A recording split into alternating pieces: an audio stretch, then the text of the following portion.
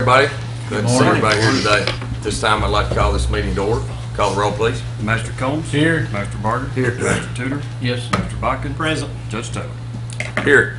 At this time, I'd like to invite Jonathan Tussey up to come up and lead us in a word of prayer. Appreciate you being here today. Thanks for the invite.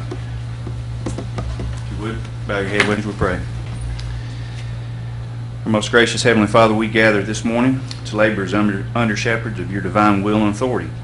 We pray asking that you give us clear vision to follow your authority and your guidance in all matters, small and large, in this beautiful county that you have allowed us to be a part of. We know not the least of things goes unnoticed by your heavenly eye. And because of that, we come realizing that the greatest blessings that we have here, and also the greatest problems that we have, can only be answered in the hands and the nature of your Son, Jesus Christ. We pray in His name to give these gathered here today courage, endurance, and leadership to follow your will as they will move both this county and your kingdom forward. And we come claiming the promise in Romans chapter 12, verse 8, that if we will lead, then we should lead with all diligence. And Father, I pray that you would help these men and women to be bold, clear, and courageous as they look to make a clear path for you to be honored and glorified and seen among the people of this county. May you receive glory today by every decision that is made. And Father, may we receive peace and joy from what you will accomplish through and in us in the time that we have gathered here today. It's in your Son's Jesus' name that we pray and ask for these things. Amen. Amen. Amen. Thank you. Good job, John. At this time, Sheriff, if you will, lead us in the pledge. Would you please stand, face the flag? I pledge allegiance to the flag of the United States of America and to the republic for which it stands, one nation, under God, indivisible, with liberty and justice for all. Please be seated. Thanks, Sheriff. Guys, y'all had a chance to look over the minutes from the previous meeting. This time I need a motion and a second. Move to accept the minutes. Second. Any discussion? Judge, we need to make a correction in the reference to the 2015 sheriff's tax settlement. And I don't know that it's necessarily a correction, but there's a statement in there that needs to be struck from it. It said that several magistrates commented on schools would be unable to collect taxes efficiently on their own. I talked to Superintendent Thomas the next day, quite a lengthy discussion about the taxes and what the school pays, and the KRS 160.500, which is the collector of school taxes allowances to special collector and tax bills. The very first statement in that is this: school taxes shall be collected by the sheriff for county school districts. And then it also goes on to tell about the special school districts, which are independent and all of them. So regardless, one way or another, whether they wanted to or not, the sheriff's going to collect the taxes for the school board. And they pay roughly between $380,000, $390,000, give or take a little bit, of those expenses, which is 1.5%. And so I just wanted to make that correction. And I don't think that's right. I'm not sure what the correction is either. well, it's not a correction. We had just said that they would be, it says in here that they would be unable to collect taxes efficiently on their own. They would be by the state law. The sheriff's going to collect the taxes. They don't have the option. In other words, the They sheriff's can't- mandated to do the collection. That's exactly for the No, I school understand board. that, but some magistrates here in open court expressed their opinion, and I don't believe that their opinion was wrong because it was their opinion. They weren't citing legal statute or any type of other precedents. They were just saying it was their opinion that they couldn't do it as well with the sheriff. You can amend it if you want to, but you're very seldom wrong with your opinion. Not everybody agrees with it. But if somebody reflects their opinion that they couldn't do it as well with the sheriff, that's probably accurate. So, Okay. Well, we've had that discussion on that. You can do what you want to with it. Now, this one needs to be corrected, and it's not reflected in the minutes, but I do want to say it. At the school board where they had the tax increase, I stated that they had made a 4% tax increase at that school board meeting, and that was incorrect. What they did make at that tax increase was 2.8%, which generated $1.55 million, of which $220,000 of that was used for insurance hikes and and the rest of it, or part of it, $290,000, was used for mandated teacher pay increases, and the rest of it was the rest of it.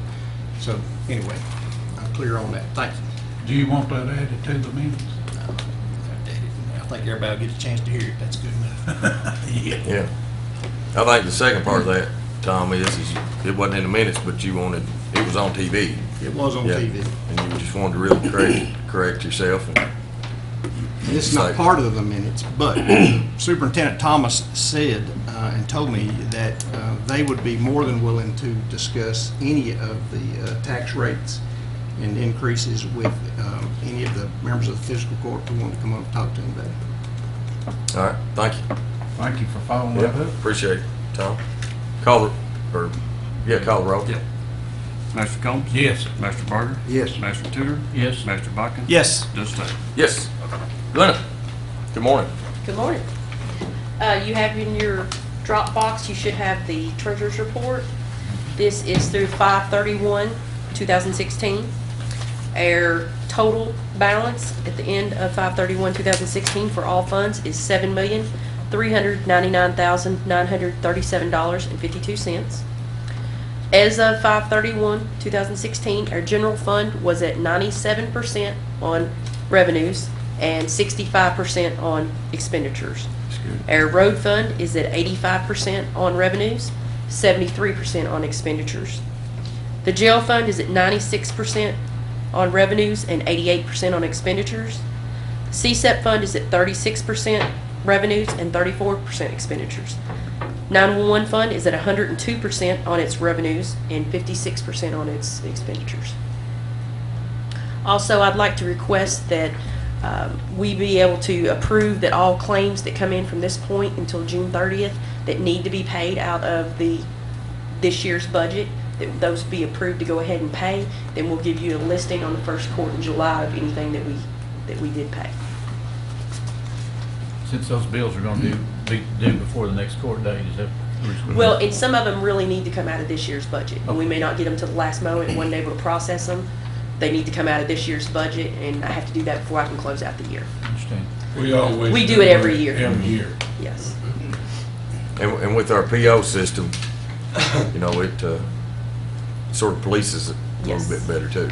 Yes. So, Make a motion that we accept Glenn's recommendation. Second. any more discussion? Call the roll, please. Master Combs? Yes. Master Barger? Yes. Master Tudor? Yes. Master Bucking? Yes. Judge Tate? Yes. Thanks, Glenn. Anything else, guys? Thanks. Appreciate it. Guys, I'd like to ask the court's permission to amend the agenda. We had a Madison County Fair Board agreement that came in kind of late. It's pretty simple. Just sort of go ahead and get this approved. So I need a motion to amend the So agenda. moved. Second. Call the roll, please. Master Barger? Yes. Master Tudor? Yes. Master Bucking? Yes. Master Combs? Yes. Judge Tate? Yes, I'm just gonna go right into this. I guess several years back, the Madison County Fair Board, Madison County Fair and Horse Show Board, I guess is what they're considered, and the county and Richmond City went together and bought 2 sets of bleachers. And the bleachers are supposed to stay at the fairgrounds. And then any of the 2 government entities that wanted to borrow them or use them, or they could at any time. I think the Fair Board was having some issues with the city of Richmond coming and getting them and using them at Lake Reba, and then never bringing them back and returning them. As far as I know, if the county used them, it's been very, very many years ago. Maybe for the Battle of Richmond or something, maybe something out at one of the parks. But so the Fair Board came to me and wanted to sort of have a guideline to go by, have an agreement between the 3 entities. And I'm just asking the court's permission to go into this agreement with them. Some of the rules are the bleachers are to be stored at the fairgrounds. Fair Board is to be the only scheduling agent. All maintenance and repair to be divided 3 ways: tires, brakes, batteries, lights, hydraulic motors, pumps, cylinders, and hydraulic lines. Party using bleachers is responsible for picking up and returning to the fairgrounds within a reasonable amount of time when event is over. Party moving bleachers must be insured and responsible for any breakdowns while in transport. So this will be the agreement. The city actually has already approved the agreement, and the fair board has as well. So now it's us. So I need a motion and a second to go into this agreement with the Madison County Fair Board and the city of Richmond. So moved. Second. Is there any discussion? Call roll, please. Master Tudor, Yes. Master Bach, Yes. Master Combs, Yes. Master Barger, Yes. Judge Taylor. Yes.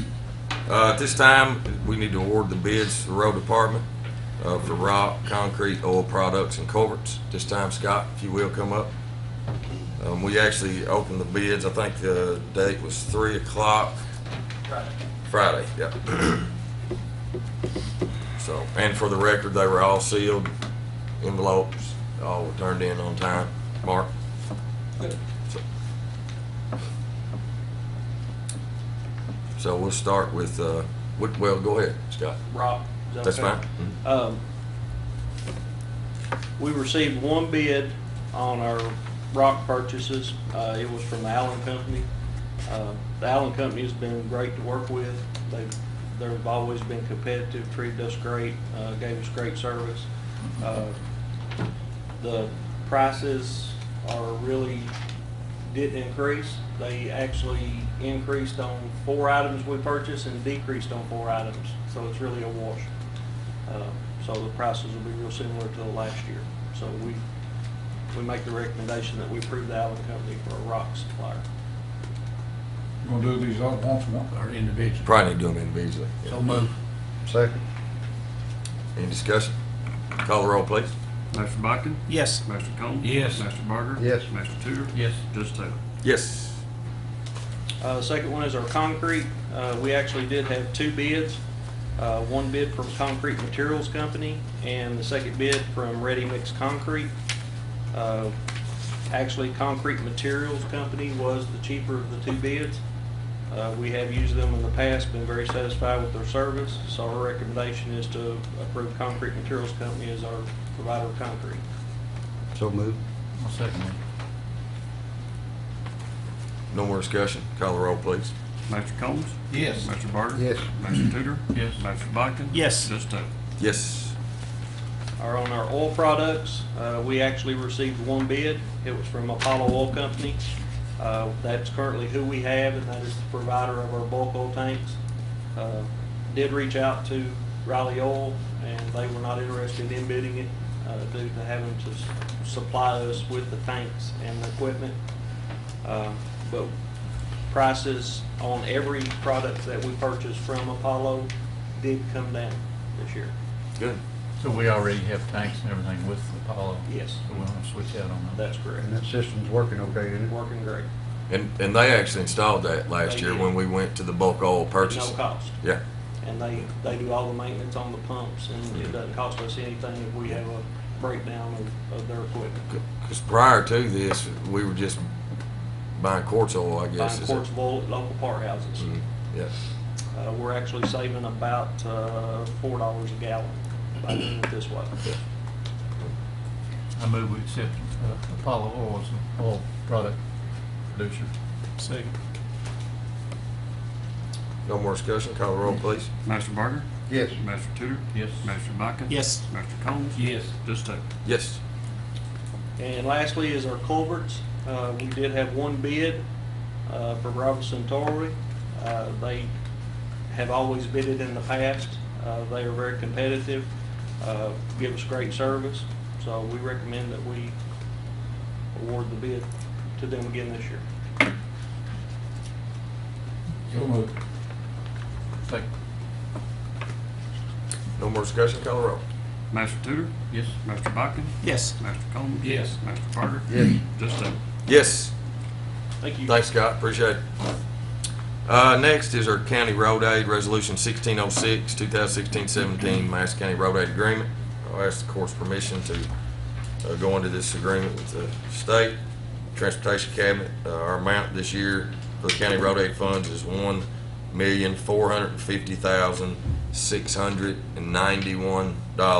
$1,450,691.77. Did you get that, Bill? All right.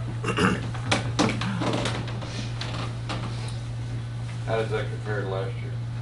It's up by 70, roughly 70. If you want an exact number, I'll give it to you after court. I need a motion and a second for me to go into an agreement with the State Transportation Cabinet on County Road. moved. Second. If there's no more discussion, call the roll, please. Master Bucking, Yes. Master Combs, Yes. Master Barger, Yes. Master Tudor, Yes. Judge Taylor. Yes.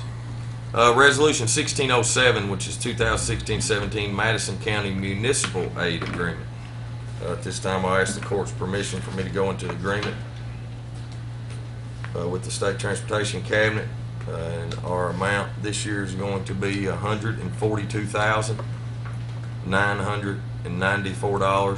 $142,994.98.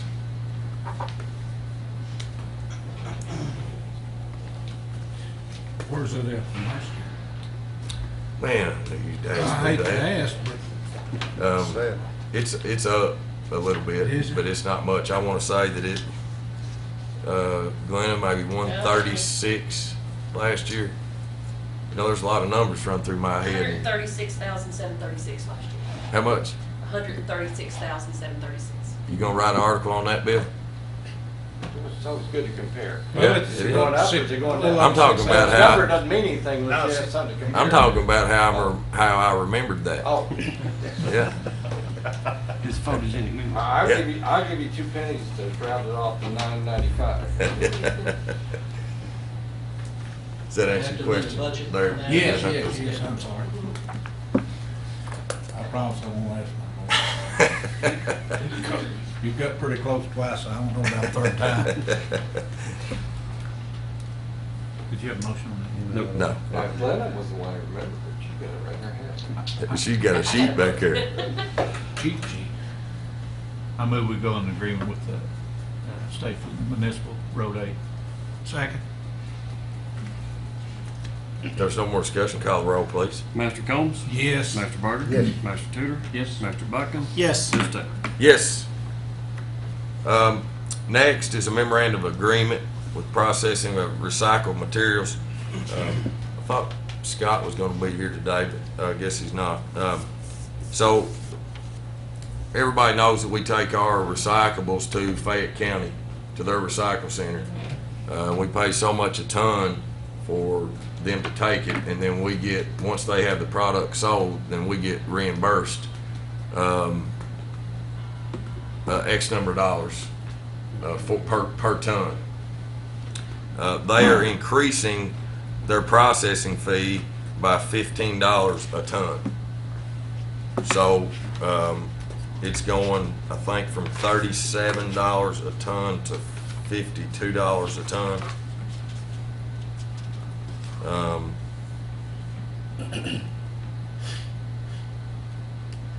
And then they also charge a $7 marketing fee for the materials to sell them.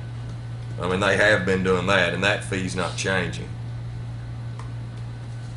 So that's it. That's what it is. It's $35 is what we were paying. So it's going to $50 plus the $7 marketing fee, handling fee, whatever you call it, per ton.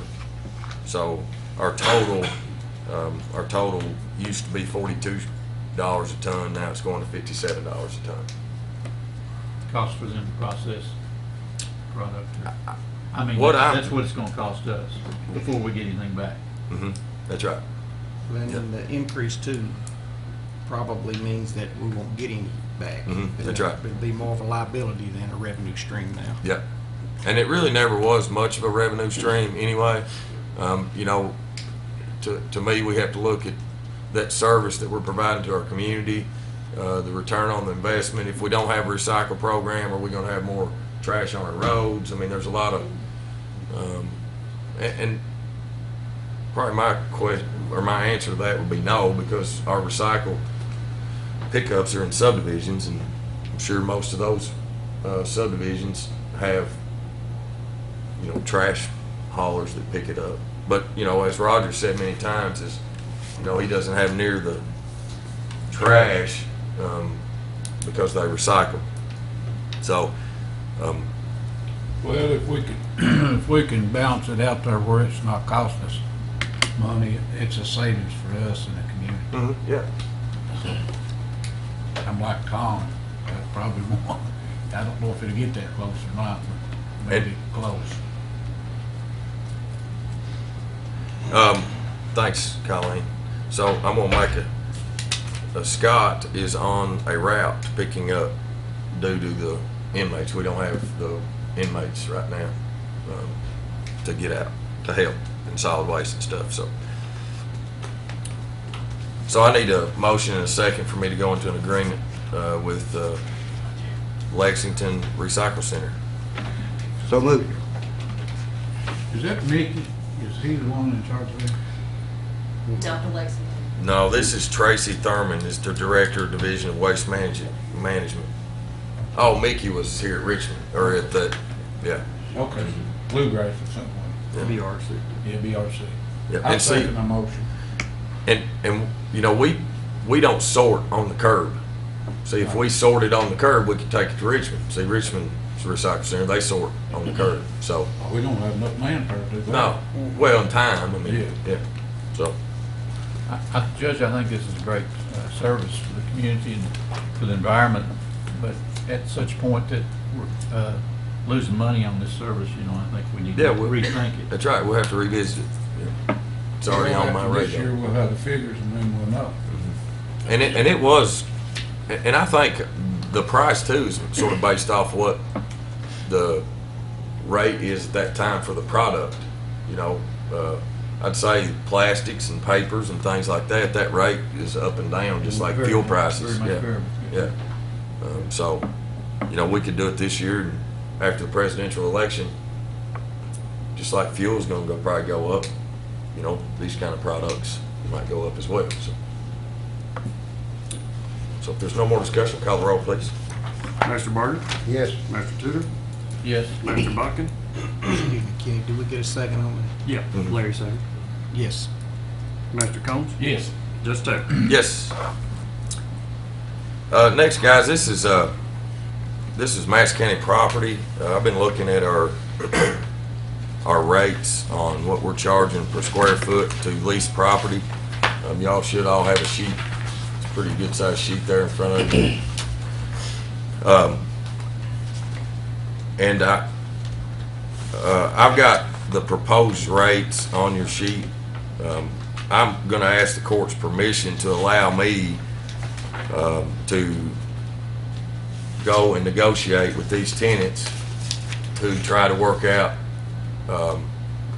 a reasonable rate. I think the rate that I've proposed here is very reasonable due to my background in rental and knowing what properties lease for in today's market. And then I would, once I've negotiated with these tenants, then I would bring and report back to the fiscal court. And at that point, we could have another approval of whatever I work out. Obviously, I don't want to go to them and vote on these numbers today, and then we go and present it to these tenants, and then they all up and move out either. So I think just looking over these rates, Judge, that some of them are well below market value competitively with what other people are paying around the area for lease space. And I have no problem with you going and trying to negotiate and get a little better rate on some of these rental properties. I mean, we do a lot, we provide a lot of services too, included in this rate. You know, in the private sector, it's called a CAM rate. When you have common spaces and you provide cleaning services and all those things, typically you have a square footage rate and then you have a CAM fee that you pay. And so my proposed rate is including all those services and the CAM fee as well. But I would say that none of these have been changed for 10 years. I would think that number was low 10 years ago. So, and when you compare family court building over here and our annex building, I mean, those buildings are very nice buildings, and they're pretty comparable. And you can see the difference in what the family court gets versus what we're getting with some of those other other units over there at the annex.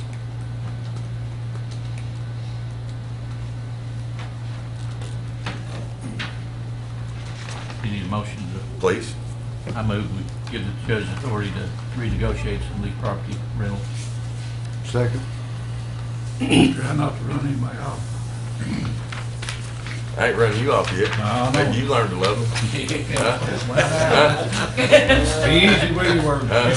Ongoing process, eh, Larry?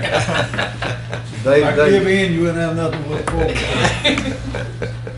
day to day, I mean. Well, I looked those over and they're fair. I've been in the rental business. They're fair. I don't think you guys got, and like you said, the services that we offer, if they had paid for that, that's a lot of money. So there's no more discussion. Call the roll, please. Master Tudor? Yes. Master Bodkin? Yes. Master Combs? Yes. Master Barger? Yes. Judge Taylor? Yes. Guys, next is second reading of ordinance 1610, which is to add the administrative code.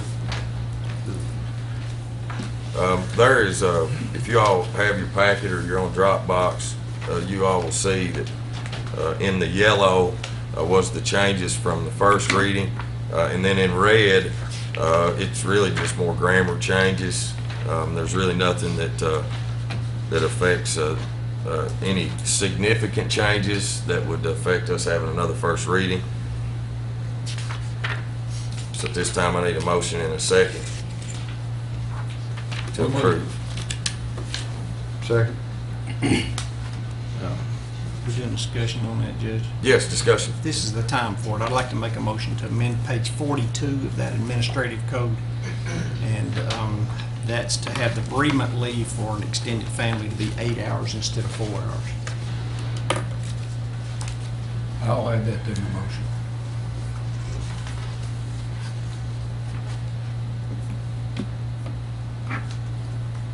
So it would be the 5.1 or 5.9, basically the second. Yes, for the extended family. We've got it written right now, it says 4 hours. Okay. And that's due to travel time if they were Yes, if you're out of state, out of state, yeah. Okay. other side of Kentucky or wherever. Okay. Well, and that clarifies a lot of things, such as someone works a 24-hour shift. Well, you don't pay them by the hour. Well, you pay them by the hour, but you don't give them so many shifts off, because if you did, well, you know, it'd affect a lot of people. Depending on where it fell on that shift. Yeah. But if it's straight 8 hours, it's defined a little better in there. Yes. So Larry, you're adding that to your motion? Yes. All right. Thank you, So Tom. can I have a second? You got Roger. Huh? He just needs a second again, Okay. I would think, yeah. Second. If there's no more discussion, call the roll, please. Master Bodkin? Yes. Master Combs? Yes. Master Barger? Yes. Master Tudor? Yes. Judge Taylor? Yes. Next is the annual employee and classification salary schedule. You all have the schedules in front of you.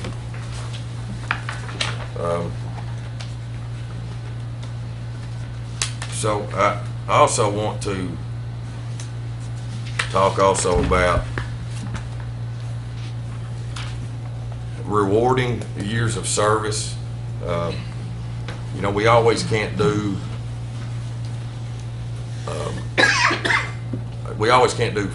money, just because obviously money's tight.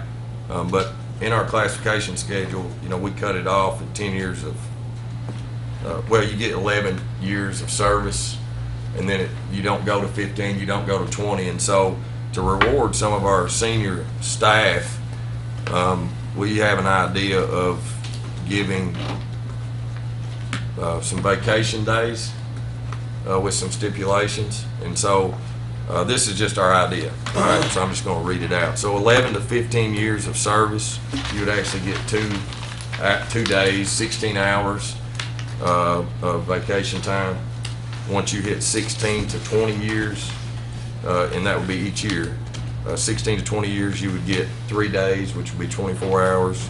20 to 25 years of service, you would get 4 days, 32 hours of personal time or vacation time.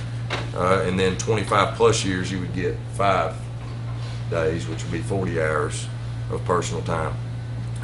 There are some stipulations to that as well. You would have to use that in that fiscal year. You know, that wouldn't be like Can't regular. roll over. Right, it wouldn't roll over. You wouldn't, obviously if you retired, you wouldn't get credited for that time. It's just rewarding some of our senior staff to show our appreciation for their year served. In your classification schedule, there were some a few changes. It was really just cleaning some of the spreadsheet up. The solid waste department, we modified to be consistent with the road department as far as CDL drivers.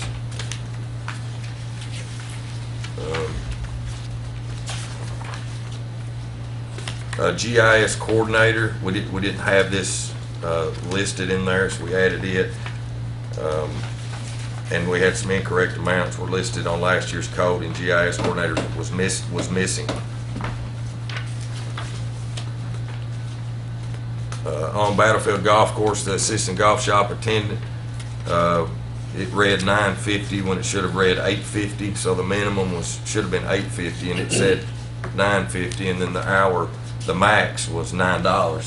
So, you know, you're not going to have a $9.50 minimum and a $9 max. Decrease. Yeah. So we cleaned that one up. The CSEP finance person was in under Glenna, and we moved it back to the CSEP EMA staff position.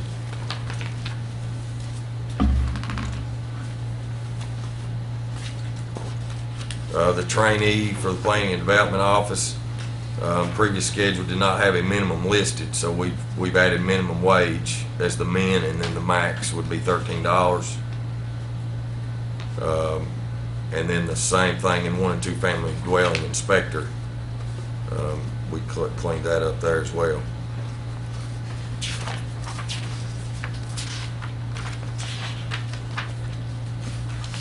And then on the corner, we've actually added levels for the corner, and these levels are based off of their experience in testing. Jimmy Cornelius, our corner, asked us to do this, so we've added actually a section in here for the corners. Entry-level corner, basic corner, advanced corner, and then master corner. And there's actual tests and things they have to take to have those kind of qualifications.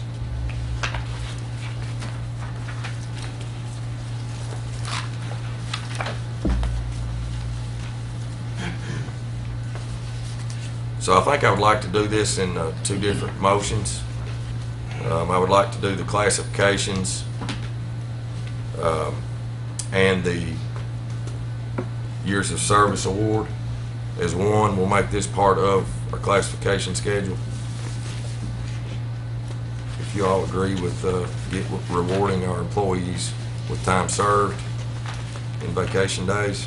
Now, Judge, this has been passed and we're amending it, is that correct? Or is this the actual beginning document? This is, yeah. We didn't act on this earlier? Mm-mm. Okay. No, I it's know we just discussed it, I didn't know whether or not we actually acted on it. well, we did, but it was for 2015-16 fiscal year. I'm just So wondering- this is 16-17. Just curious if we need to do this by resolution Okay. or by order is kind of a question, right?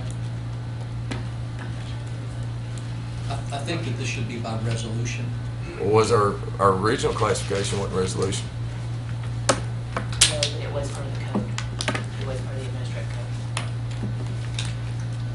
Okay. So the motion will just be that the court enter into a resolution that adopts this if that's the court's pleasure. It's just a procedural. Okay. So then, that resolution would be 1608. No, he doesn't have a number, that's ordinances.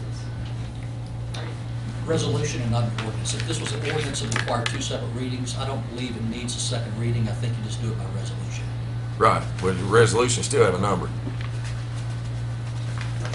I have no idea what the number would be. This is just clearing up, President can assign a number if it's necessary.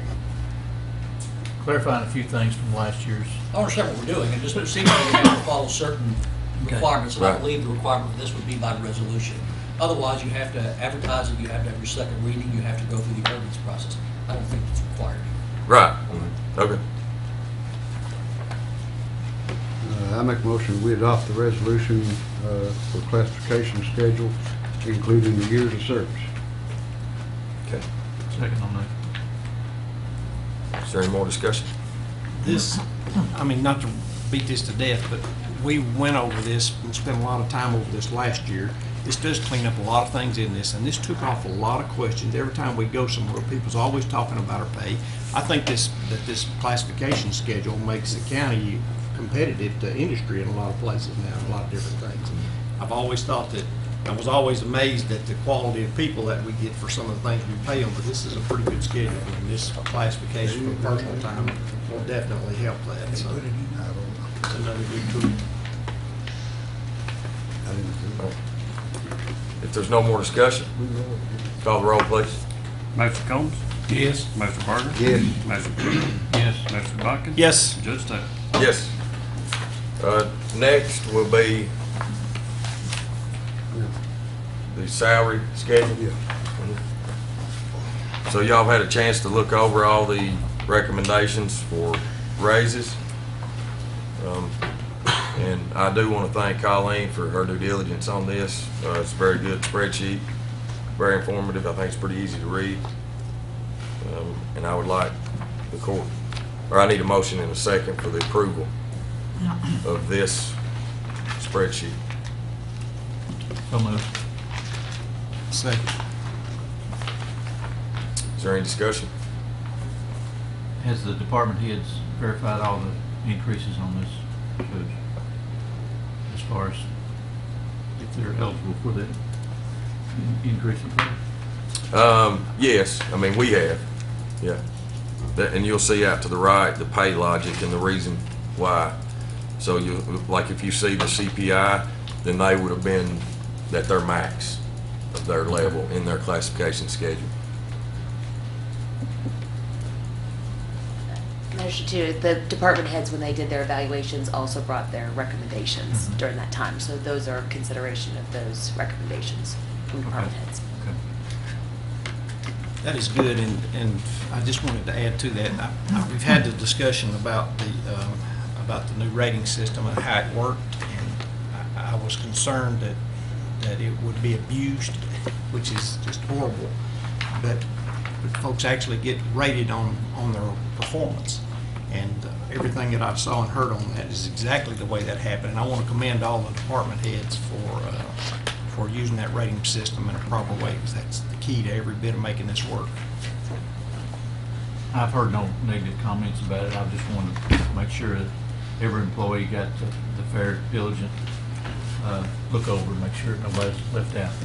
That's all I was And concerned about. just so y'all are aware, our next step after approval is going to be each individual, because this is different than a flat CPI across the board, because there are so many variables.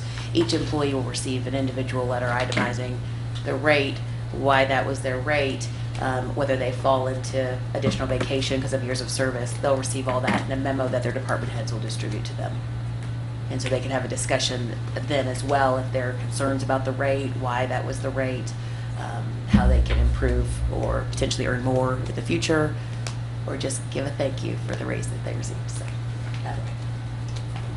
Thank you. Appreciate it. We have a motion and a second. If there's no more discussion, call the roll, please. Master Barger? Yes. Master Tudor? Yes. Master Bodkin? Yes. Master Combs? Yes. Judge Taylor? Yes. Next, Clay. Clay's got a recommendation for a seasonal employee on the golf course. We have a need for a replacement for a seasonal worker, and we have a candidate, and his name is Ralph Chatfield, and we would like to start him at $8 an hour, and that is consistent with the new code. And his first day for start will be tomorrow. He'll go through orientation at 10 a.m. and then report back to the golf course. So with your recommendation, we'd like to give Ralph Chatfield an opportunity to mow some grass for us. So move. Second?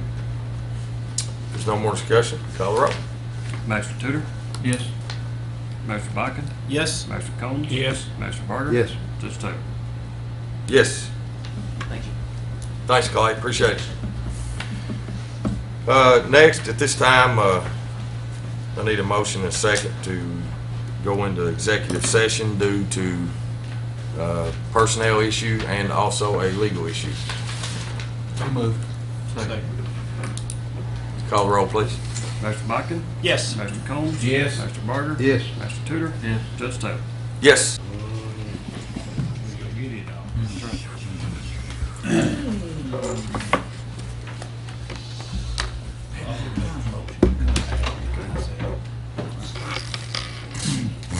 Roger made a motion. Kenny, we had a motion and a second to come out of executive session. This time, will you call the roll?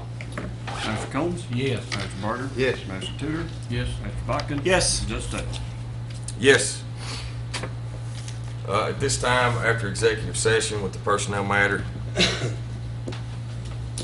how does the court want to handle it? Supposed to be doing this work. This time, I'd like to make a motion that we terminate Darrell Witt. Do I have a second? I'll second it. Is there any discussion? Call the roll.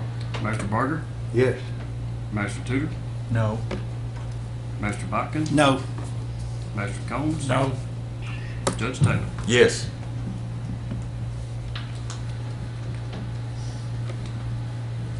Motion fails, Motion fails, so, unless there's another motion that someone brings before the court. well, we gotta have another motion.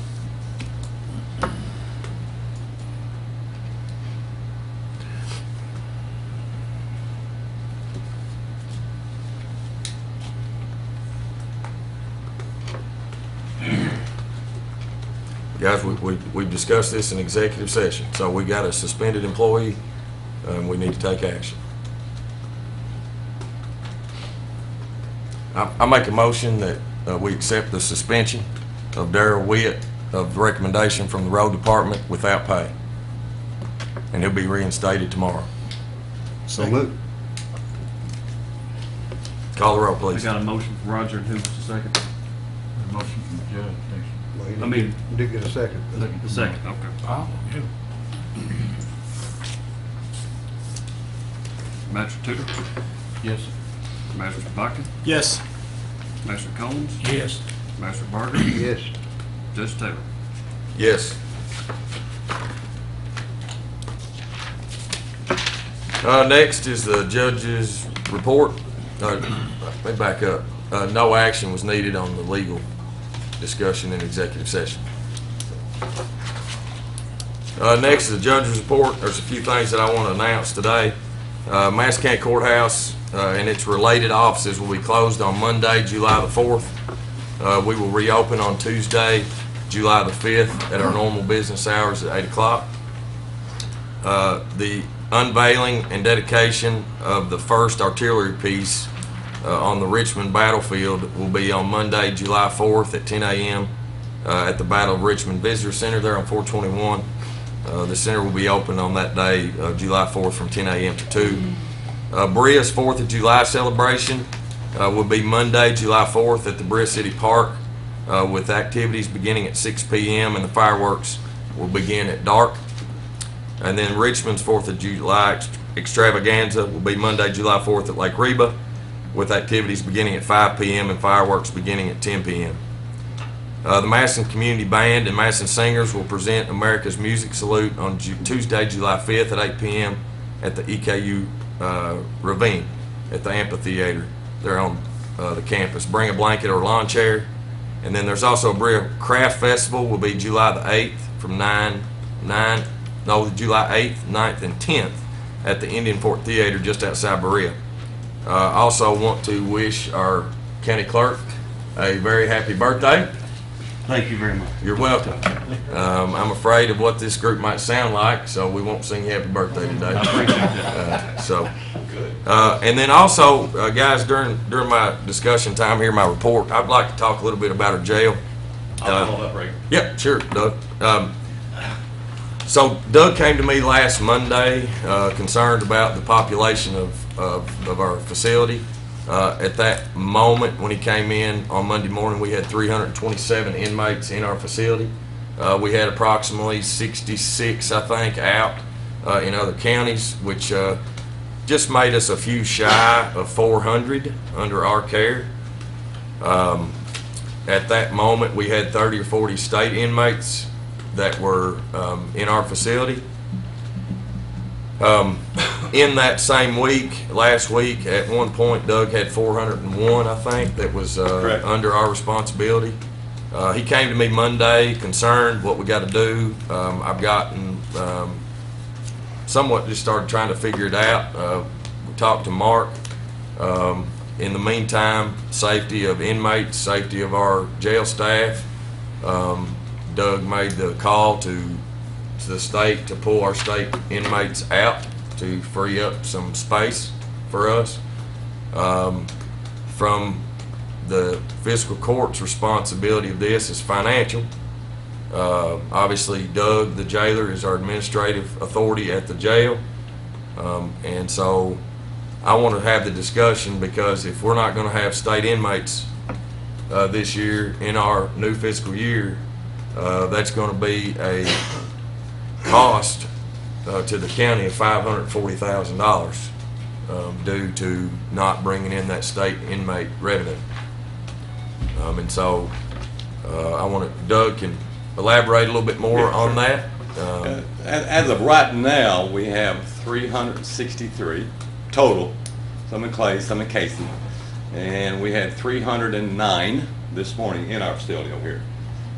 We have 27 state inmates right now. At that time when you and I talked last week, we couldn't get rid of the state inmates because everybody wants a level 1 or 2. Those are inmates that are workable. They didn't want the 3s or 4s. I called several counties. Tammy Allen did also. Well, we'll take the level 1s and 2s. Well, we have people, state inmates that are not classified yet, that would be level 1s or 2s, but we didn't know for sure, so they didn't want them.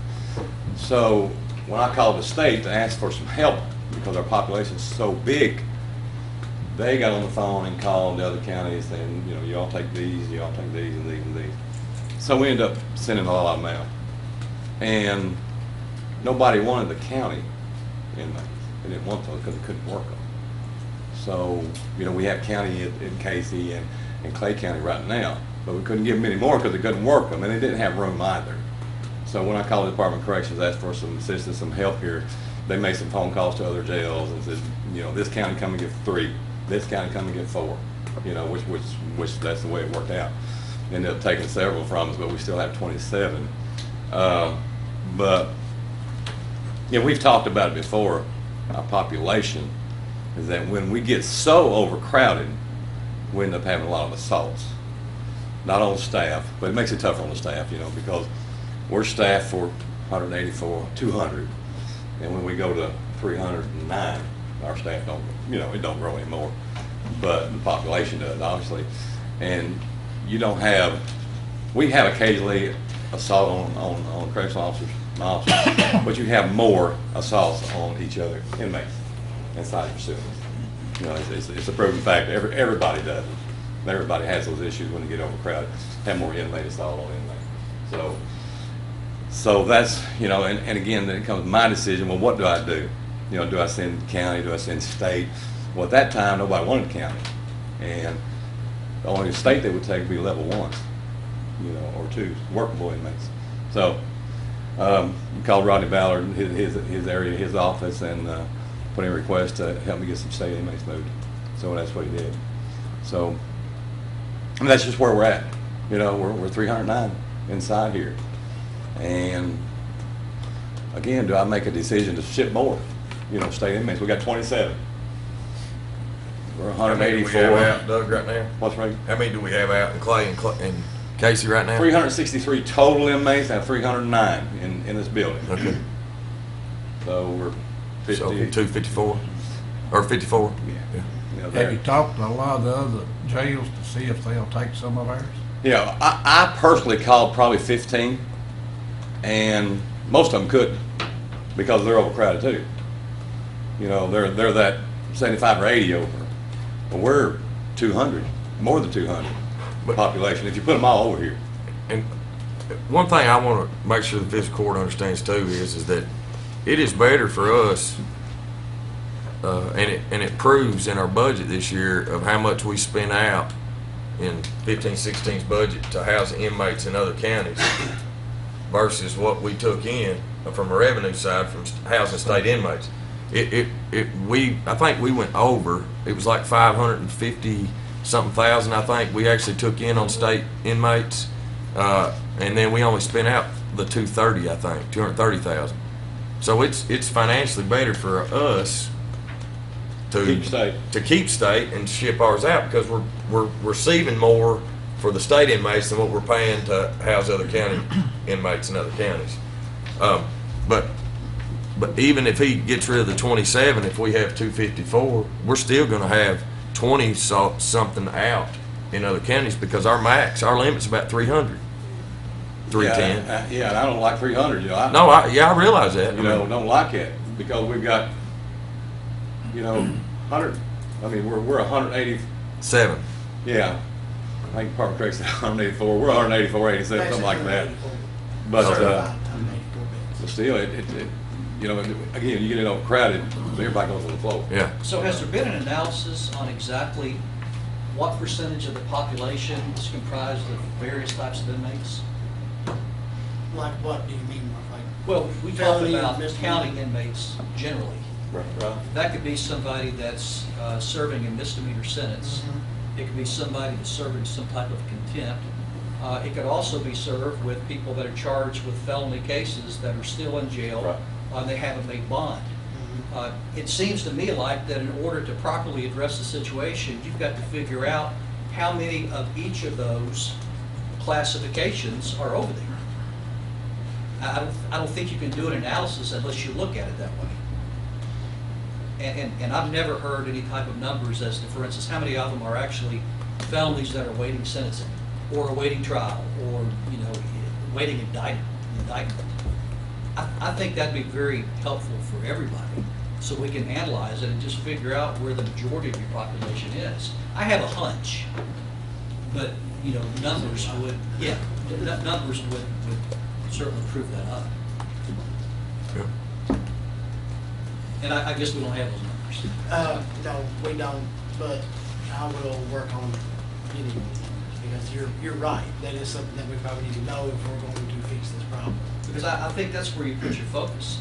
Is there anything, for instance, that I can do better? Of course, I'm primarily concerned about public safety, but on the other hand, I certainly acknowledge the fiscal impact of our detention center. But unless we know the types of inmates that we have, it's very difficult to focus your attention on one particular area. My 2 cents. So part of that information would even potentially allow us to look into starting another home incarceration program again. I'm assuming some of that information would help us know who, but because if we don't have, with that information, we need to know how many of those inmates could potentially be put on home incarceration. Oh, I think so, sure. Yeah. If we don't have enough to sort of free up space in our jail to go on the home incarceration program, then there wouldn't be sense in even having a home incarceration program, I would assume. Is that accurate? I think so. Okay.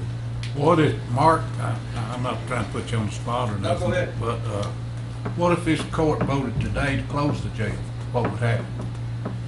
Well, I don't think you could. Would be paid And I nothing think it would else. create mass chaos and havoc if you did that. Well, wouldn't that be the state's responsibility to come in? No, I think ultimately it's the county's responsibility to maintain its prisoners. Now, there are certain situations where the county has some options, but that, and I know that you're just posing a hypothetical. That's it. Sure, that'd be an extremely reckless thing for us to do. This county is huge. It's grown to where, you know, if we have all the people that it's got, there's a whole lot more people that could be there had we chose to put them. So you're gonna have to be responsible for a whole lot of putting them somewhere else, paying for them, having transportation. And quite frankly, our community needs a detention center. We just need to be able to breathe, and right now, Yeah. there's no breathing there.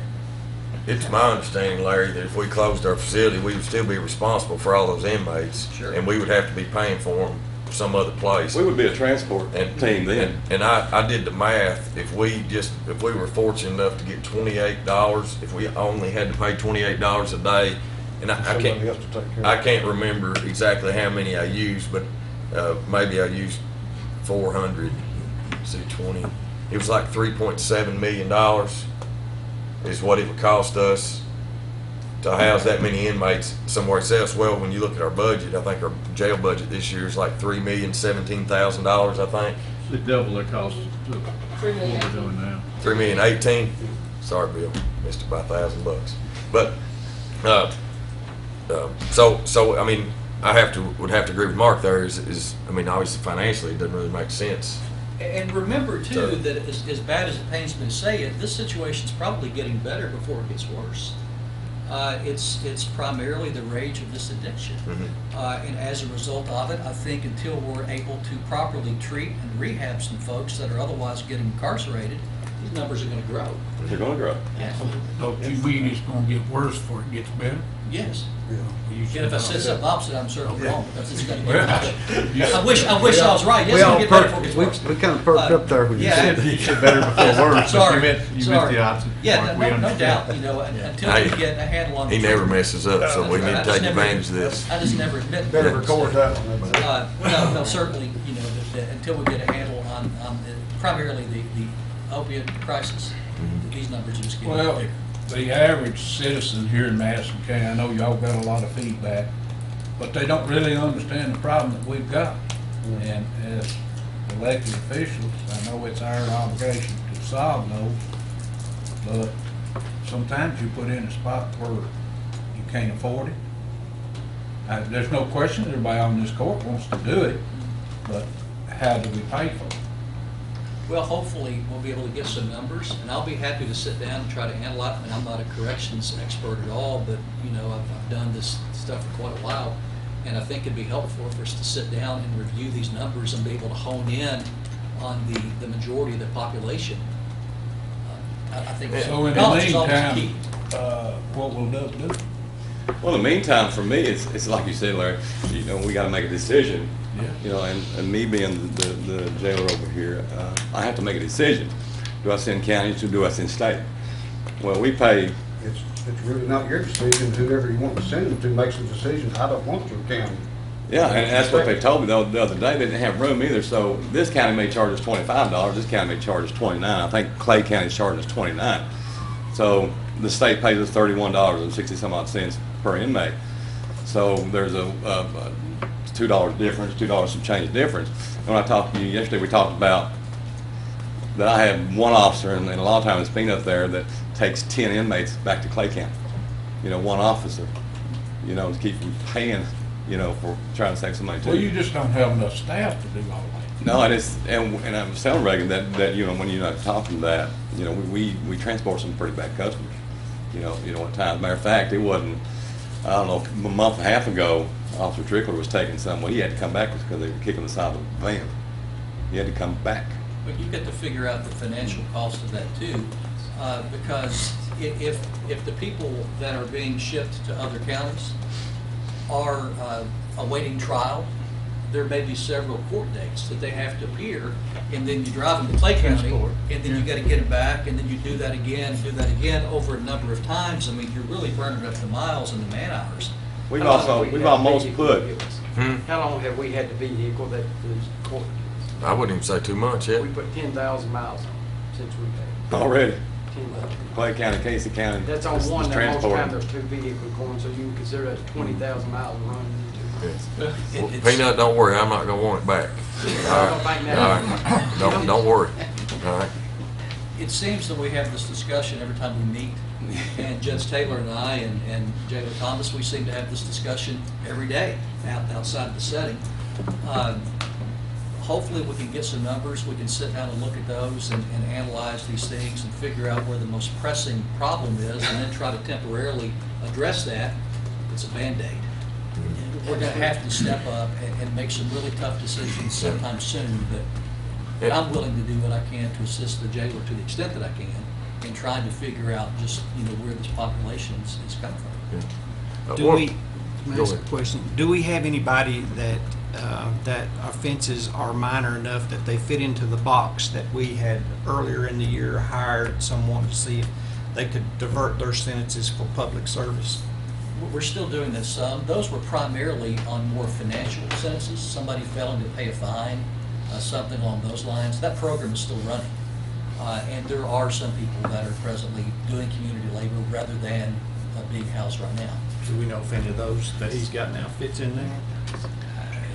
I'm gonna say it's probably very few. Probably a few. But again, it's a matter of information and being able to target those select few. That's a big number. Those individuals will be ones that would qualify for home incarcerations too. Most of them probably so, yeah. Yeah. But I think until we get some kind of immediate attention with the rehab program and get some relief from these repeat offenders, that we're just going to be a complete cycle. We've got to get some of them changed where they don't just continue to do that, and that's a big problem we have. Well, Baptist Health is now offering, I think they call it an intensive outpatient program, which we are trying to refer some people to instead of serving a jail sentence. We continue to utilize the MRT program. We continue to utilize a drug court program, both on misdemeanor as well as on felony convictions. So there are a number of programs that certain folks are eligible for, but now what we're talking about are on individuals. I mean, we need some type of treatment that can handle a huge problem, and we don't have that right now. Is the state helping you with those programs, Mark? They're funding the Baptist Health Program, the MTR programs and so forth? No, not necessarily. The MRT program is through Kentucky River Foothills. I think there's a small fee that folks pay, and I'm assuming that if they can't afford it, they're given part a of pass on that. The Baptist Health Program is done through the state. It's my understanding that that's Medicaid eligible. So for folks that don't have insurance, there may be some opportunities for them to do that. The drug court program, at least the misdemeanor, at one point in time was funded by the state. I believe it still is, but the proportion I'm not quite for sure now because it's changed a lot over the years. Is the Baptist Health Program, are they using Vivitrol? Do you know? I don't believe so. I talked to Pat Owes the other day, and I know that they have that medicine there now. Yeah, you discussed that at the last meeting. One of- Where do we stand on work release? I mean, prisoners going out and working, we're not doing that anymore? Well, Larry, we're still doing that, and it was just a little shake up here when we started taking some state inmates out because they actually work. I think with Scott, and with Neil's crew. So they actually took them also out because they were level 1s and 2s, eligible to go work in another county. And that's mainly what the Department of Corrections took from us was the level 1s or 2s when we requested it. So it's part of getting the program back up working. And a lot of these are going to be child support guys that you're going to be see out working. So we're getting the program back up together. I think, matter of fact, we put 4 or 5 up there yesterday to get this program back up and running. Well, and we discussed this last time because, you said Neil, he's not gonna work on the 90 days. And we need to address that as. Yeah, and I was wanting to bring that up before we adjourn today about what are we gonna do with that program now? So it ends June the 30th. So Get in, go ahead and talk. Whatever you guys want to do, this court wants to do, of keeping that program going, or not keep, you know, we shut it down, or we can't afford it, whatever. So I'm just asking today, because June the 30th is the last day to end this program if we don't want to keep it going. Johnny? I've said all along that I like the program, and I've got a lot of good response out of them. But whether there's the funds to pay for that person, I don't know that. Well, one week it may be a little high, the next week may not be anything because it may not rain. And that's what it's subject to, rainy days, correct? Right. Judge, did you talk to either one of the mayors? No, I decided against it after Oh, court. did you? Oh. Yeah, because I'm not going to pick up the slack for the state. And what are we going to do? Me go and propose to the mayors, hey, we're going to have these inmates for rainy days to work in the city or the county. Well, what are we going to do on rainy days? We're only going to get the rainy days the way I kind of understand it, or unless the state says that they don't need us that sunny day, you know. And so we're picking up the slack for the state. You know, they're not going to pay benefits because obviously now it's a part-time position. So we're really going to be paying for rainy days.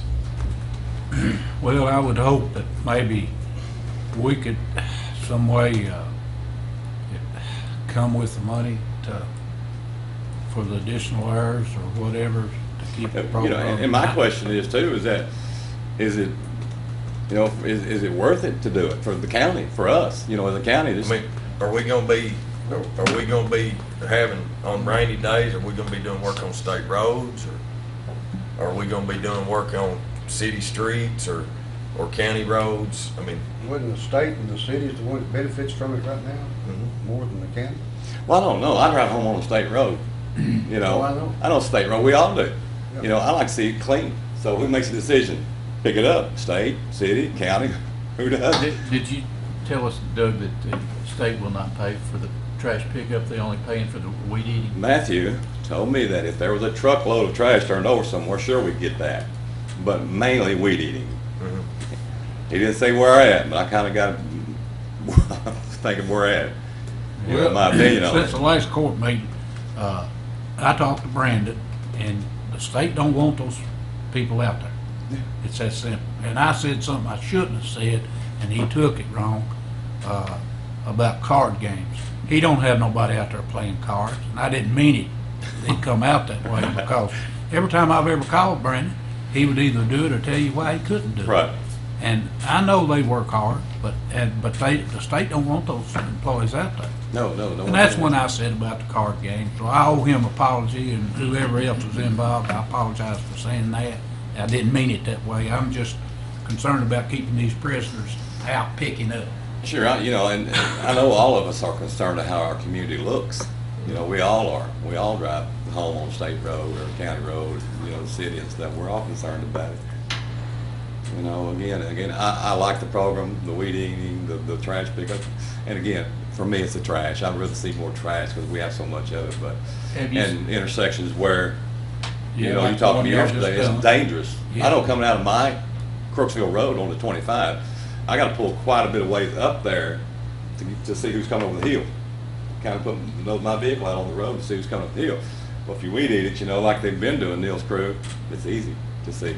You know, Well, so. and they've come out several times when I've asked and been there either that day or the next day and cut that bank back. Yeah, so it is a good program, but I understand totally too. If you can't afford it, we can't afford it. Doug, we're talking, what, $32,000 to hire the deputy full-time to? Well, the state paid Neil $16 an hour in the benefits package, and you got to look at it this way. For me, it's that officer, you know, that officer going out with inmates that knows the job, knows the security part of it. And let me say this: that the good outweighs the bad, because sometimes you're going to have that inmate run off. It's going to happen. It's going to happen. What I'm getting at is you think if the state paid half of it and the county would be responsible for the other half, do you think the program would work? Funding for that jailer or that If we split it with the state, Yeah. again, who's gonna make the call where we're gonna work at today? Who's gonna do this part? And You're basically gonna pay half of it for the state to keep their program going. And that's where I have a problem with it. Well, How we many could times say- is the state gonna make changes and we're just gonna keep We trying to could build say that? half the time be on state roads, or half be on county roads. I mean, you could do that, but I don't like the sharing part of it, because who's gonna make, we need it today or we need it today? That's the reason for me. I just shouldn't shut the state out if this county could afford it, and take care of our business here with us instead of including the state. But Doug, even doing that, we're gonna still be picking up roads that are state responsibility. I know, I agree with you there, but again. It's not like we're gonna be out on Ashley Fork Road or I agree. Oakley Wells Road or, cleaning up our county roads. We're still, yes, it's important for us to keep our community safe or pretty, beautification. I get all that, right? But how much of that's going on in the county? Yeah, I get that I know too. from, you can look at the county map over there and look at the city of Richmond and the city of Berea where they connect. The bypass, the interstates, the exit ramps. 25 pretty much now is all city, all the way down 25. Now, yeah, we get out 52, Lancaster Road, we get out Irvin Road and College Hill Road. Some of the 421 you get out so far, yeah, that's county. But, if the court is interested in keeping the program going. But I want you to, right now, our citizenry doesn't probably realize that this is a state-funded program, all right? They think it's county, okay? And if we continue, right now, we can blame it on the state, because the state is who we blame, because they're pulling our funding. They're wanting to change it up, right? Because for whatever reason. Right. All right. So if we continue the program on, it'll be something that we'll be doing every year from here on out. And if the fiscal court wants to do it solely on us, then I think at that point we have a benefit to go to the city of Richmond, city of Berea, and ask them if they want to cost share with us on it. But it would be maintained and run by us. Well, why can't we do that, Judge, just what you just said, and then turn the state roads over to our litter abatement program? How much did we spend on that last year? Do you know that? On Litter the- abatement? 76. Why Yeah, can't 76. we I think turn 76. the litter abatement to the state roads? They're picking it up anyway. Where are they picking up now? They picking up state roads? No, they're County picking up roads? county roads. They also pick up state roads. Yeah, some, but it's mainly county roads. Yeah, Scott would have to tell you the details on the grant on what, Well, you get $100 a mile, yeah. and we get Do they pick roughly. up state But I don't know what the They do stipulations are. some. what Some. roads They, pick they up. won't pick up, they're not allowed to pick up Tate's Creek if they can in Jackson, Mhm. Yeah. which I don't understand. So he's I think got it's the stipulations class that of you road need to it talk is. to him about what roads are allowed to be picked up by the grant. I don't think that they'd be allowed to pick up like the bypass or, it's the classification of road. What was, Willie and Scott, what was the classification of road? The interstate's one class, the 25's a different class. I think Tate's Creek 421 is a different kind of class, but anyway. Because of safety issues. Safety issue, yeah. It's the amount of, it's the speed, I think. Young people out there on the side. Visibility and that State kind of roads thing. is not Well, I just don't understand why the cities aren't putting in their part now. I mean, they're benefiting from every program. Well, it's because it's state run. I mean, it's. But the county's helping fund it now, some aren't. Well, we're not paying. Well, the only thing we do, I guess we do pay for the gas. No. No, the vehicle. We furnish the vehicle. I knew we paid something, but I couldn't Well, remember. you bought that out commissary, didn't you? No. No, we paid. No, we bought Yeah, we bought it. Doug, do you know what some of these other counties are doing? Are they gonna have to drop their trash pickup programs too because of the state funding? Well, my understanding, I've talked to him, Reagan talked to Matthew too, and I really didn't talk to him about other counties, and I didn't call other counties to see what they're, did you, Reagan? Did you talk to Matthew about what other counties are doing? Yeah, man, they gave me a list of Matthew gave me a list of counties that were in this program. Some of them I called, and they weren't in the program, so. Tell you what it's worth. So, but others, we're gonna investigate it. I called several judges. I can't see anybody just. Some people were like the program. I think they had more of a local program that it was run through the fiscal court.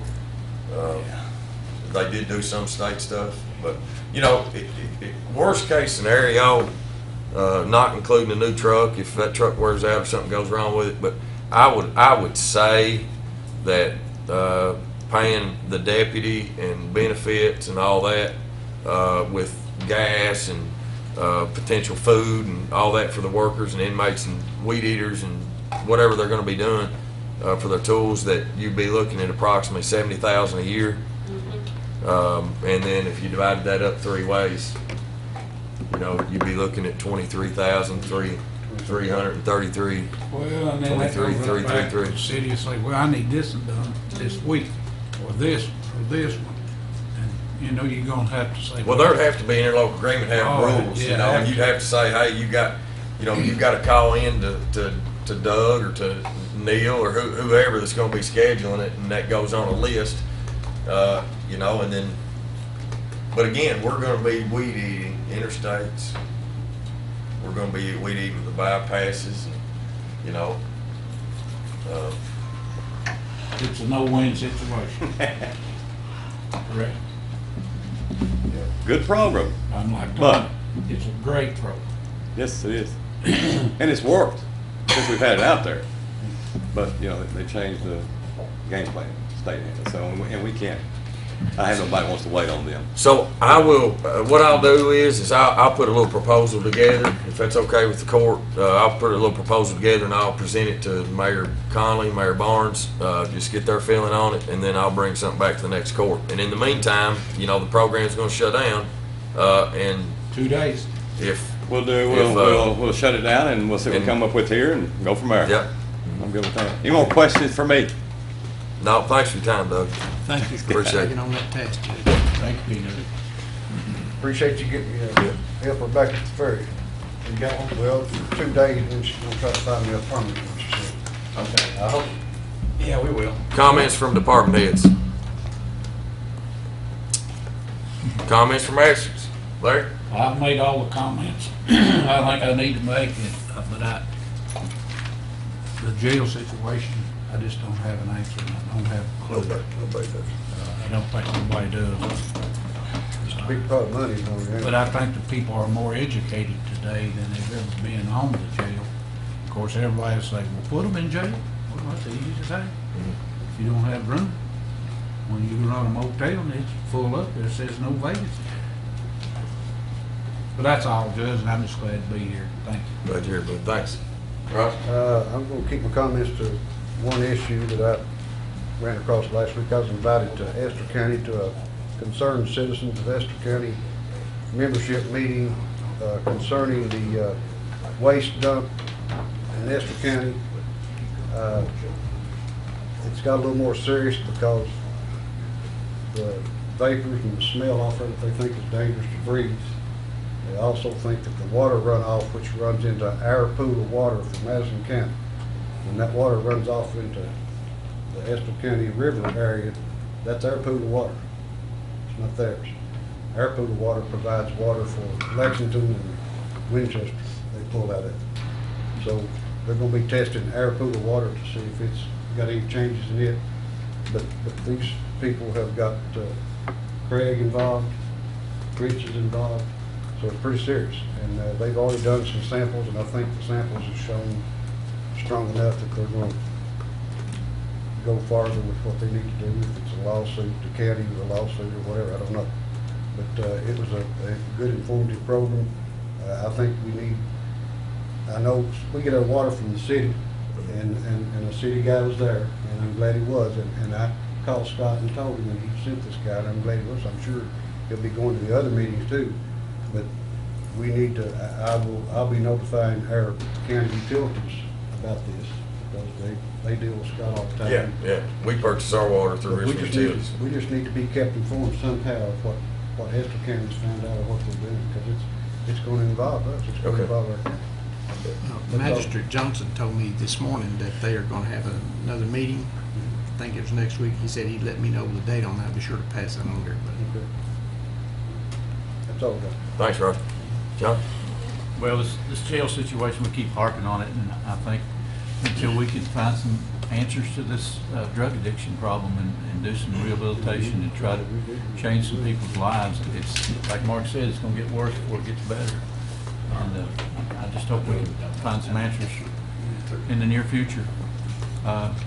One other thing I want to mention, the 499 Panola Road has been closed due to the slippage out there, and this is something that's been going on for several years now, and the state seems to just kind of band-aid it. And actually, I guess Scott and Willie's probably ordered 50 loads of gravel and blacktop out there, and just keep patching the side of it and keep sliding over the hill until they're willing to go in there and put some pylons down in some bedrock and shore it up for good. We're going to continue to have a problem out there. I hope we can get something done. And I want to make a statement too, John, just to make sure the community understands. This goes along back with our inmate program and the state making changes, and it's affecting us. That's a perfect example of us as a local community trying to help out the state, and Scott and them going out there and patching. Absolutely, yeah. And here's another thing: we're trying to scratch their back and be good partners, right? But I feel like a lot of times we're the only ones doing the scratching, you know. We took care of Hill's Scaffold Cane for years, and finally they seen the big problem. But what did we have to do? We didn't get Speeble Road done. No, had to give up that. Had to give up that. 269,000. So, go ahead. So I didn't mean to interrupt you. I just want to make a point there. That's fine. Just wanted to say that, you know, until we get the state to go in and put some pylons in the rock bed out there and get it shored up for good, it's going to continue to slide away. And the school buses can't get through there. They have to go around through a side road over into Estill County to make the routes. And we're a month and a half, 2 months away from school starting again. So I hope we can get something done. I don't know. That's all I got to do. Thanks. Tom? I just want to comment on the river sweep last week. You and I were there, Judge. Clark County Judge was there. Mayor from Winchester was there. Yes, sir. And they total and all picked up about 200 bags of trash off the Kentucky River. And so that was a good thing. Maybe that's what we need to do. We need to have a river sweep for our county roads. August the 6th, just like to let everybody know they're having a hometown Heroes car show here in Richmond. They're going to be closing off some of the streets and bringing in vehicles. We're going to have a band and some other different events during that day. So just try to mark your calendars for that. That's all for me, Judge. Thank you. Thank you. Mark, you have anything? Nothing, Judge. Thank you. Appreciate you being here. Thank you. Good Kenny? meeting. No, sir. All right. Happy birthday, Kenny. Thank you. Appreciate it. Yeah, look at that smiling face over there. You don't get too many then. Everybody I'm on tickled with TV that. watch I look love at Kenny right Like you now. said, everybody has one of yours. Everybody has one every year. That's As special. I told him earlier, he and Coach 45 have something in common this year. Yeah. Either one of them could go off at any time. Any comments from the audience? Appreciate y'all sticking around and being here today. I know it was a long meeting, but it was a good meeting. It was good. Very good. I need a motion and a second to pay the claims and approve the transfers. So moved. Second. If there's no discussion, call the roll, please. Master Bucking? Yes. Master Combs? Yes. Master Barger? Yes. Master Tudor? Yes. Judge Taylor? Yes. Next court date, next meeting will be the first meeting of the new fiscal year. It'll be Tuesday, July 12th, 2016. And remember, it's in Berea. Again, that's Tuesday, July 12th, 2016, in Berea. Need a Get there a motion. little early and you can look at his new You can tour our facility. new facility. Okay, good. Yeah, we need to do that. Yeah, Yeah, we need to good. know. Yeah. Or we can do it afterwards, right? Either one. Yeah. We're open all All day. right. Gotta go through it to get there. Yeah. So I need a motion and a second to adjourn. Second. I need a motion first. I make a motion with adjourn. Master Combs? Yes. Master Barger? Yes. Master Tudor? Yes. Master Bucking? Yes. Judge Taylor? Yes.